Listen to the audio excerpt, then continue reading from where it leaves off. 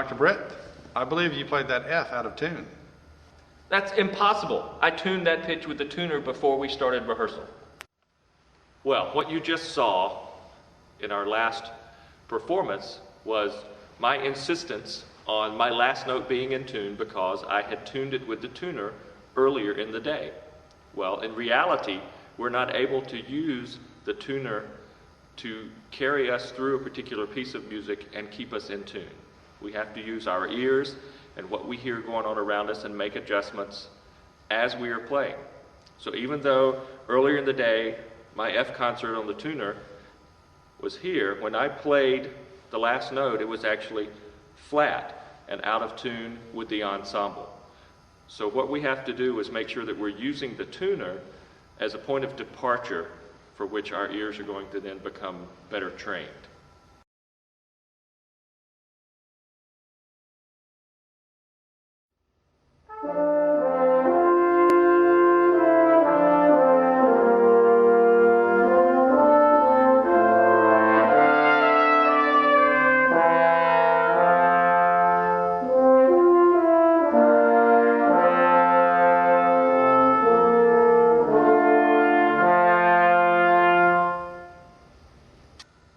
You may have thought that we were all playing as individuals, thinking everyone else was put here to play in tune with us and listen to our balance.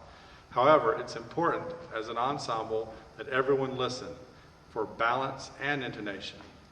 As your students learn to listen for balance and not play too loud when they do not have the melody, this will help the intonation by simply learning how to listen.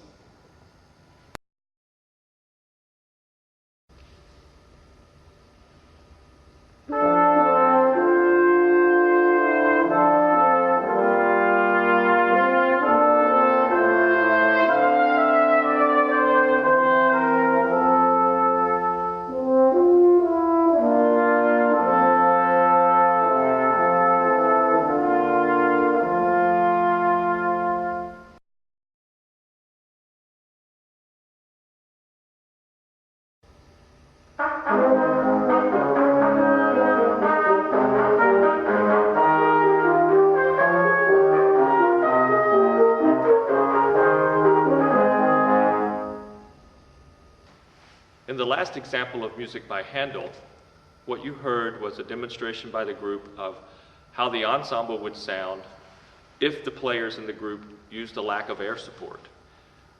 Our stylistic concerns were correct, our rhythmic accuracy was clear, so many of our goals were met other than the fact that we played with poor tone quality.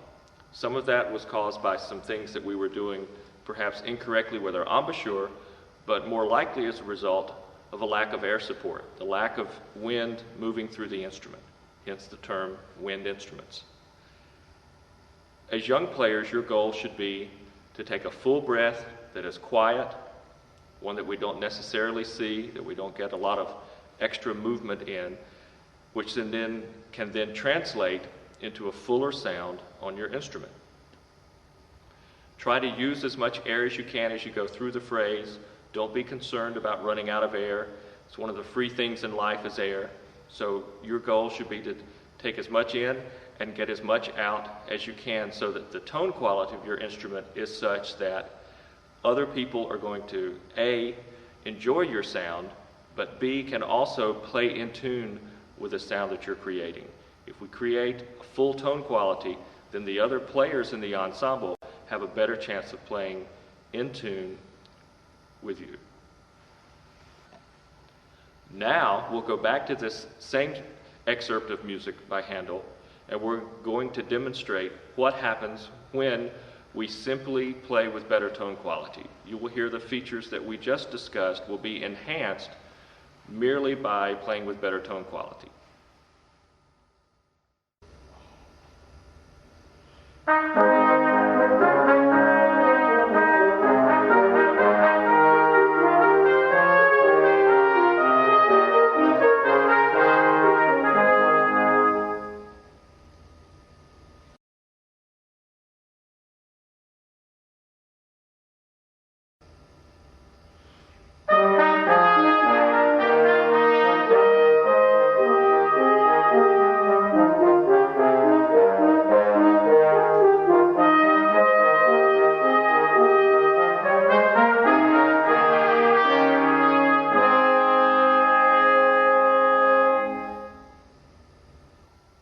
Dr. Martin Williams, are you sure about that last note? It seemed pretty out of tune to me.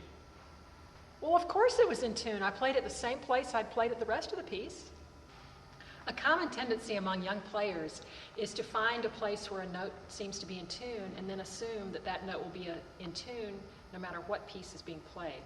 And of course that last piece demonstrated why this is not true, because on the last chord, the note I had was the third of the chord, a major third, which you should always play on the low side in order for it to be in tune. But without my knowing what part of the chord I was playing, it put me at a disadvantage of playing in tune. That's why it's important to understand what else is happening in the music and to know where each note needs to be. And even more importantly, to use your ears and not to assume that because a note is in tune in one part of the piece, that playing it in the exact same place in another part of the piece will be successful.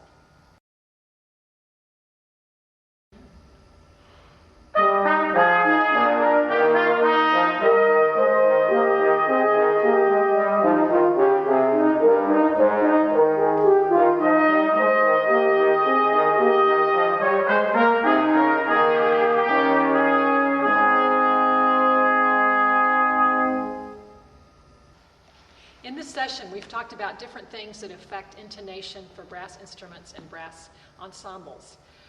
To review, the importance of listening is, of course, the most important thing we've talked about today. Knowing where you fit into a chord or the harmony of a piece, knowing the balance and what's appropriate, being able to use good air support, and knowing the tendencies of your own instrument. We'd now like to play a short excerpt of a Muchinsky piece to bring all of these elements together.